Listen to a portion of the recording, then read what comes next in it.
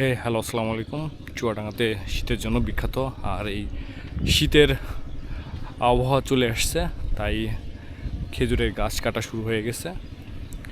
এই মুহূর্তে আছি দোয়াততালি মাঠের মধ্যে, চুয়াডাঙ্গা জেলায়। পুরোটাই এখানে রাস্তা দিয়ে চারিদিকে খেজুর গাছ।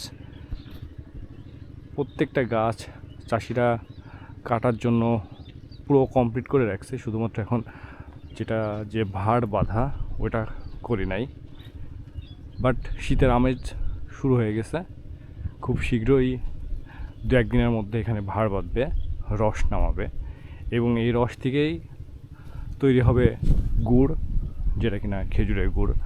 পুরো বাংলাদেশে বিখ্যাত চুয়াডাঙ্গা জেলা, মেহেরপুর এবং যশোরের যেই বিখ্যাত খেজুরের গুড়, ঝোলা গুড় বলা হয়, পাটালি বলা হয়, ওইগুলাই এখান থেকে যাবে আর কি।